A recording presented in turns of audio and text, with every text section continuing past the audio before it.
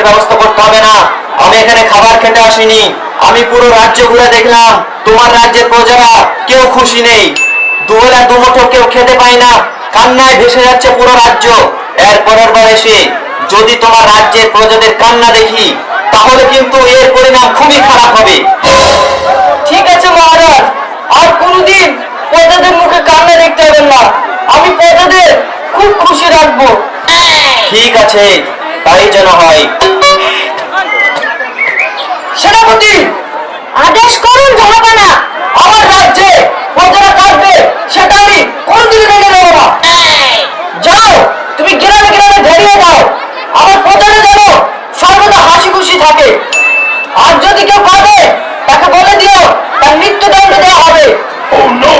যে হুকুম জাহাপানা।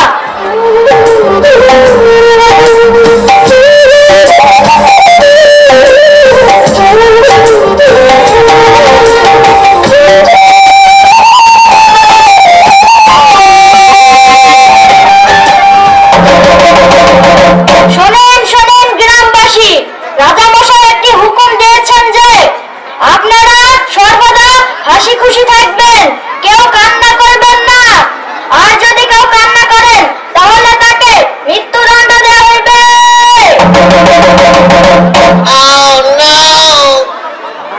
ওগো, পেটে যন্ত্রণা টিকতে পারছি নি, আর বাইরে কি বুঝছে গো? সেনাপতি, ভেরি দিকে দাও, সবসময় হাসতে। যে কাঁদবে তার মৃত্যুদণ্ড দেওয়া হবে। হ্যাঁ, চলো ডাক্তারখানায়। আরে গো, পেটে যন্ত্রণা করছে রে, আমি মনে হয় আর বাঁচবো না। এই, তুমি আর কাঁদো না, চুপ করো। আস্তায় চলে এসছি, এবার তুমি হাসো, না হলে খবর আছে। এ আবার কি যুগ আসলো রে? এই যাই ভাই, বুঝতেছি রে। পেটে যন্ত্রণা করছে তো, তাই নাকি ডাক্তার কাছে যত হয়েছে, যা ভালো হয়ে যাবে।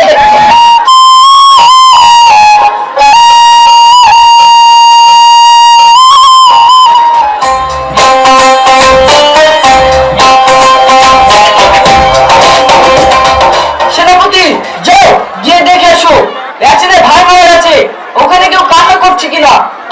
যে হুকুম জাহাপানা।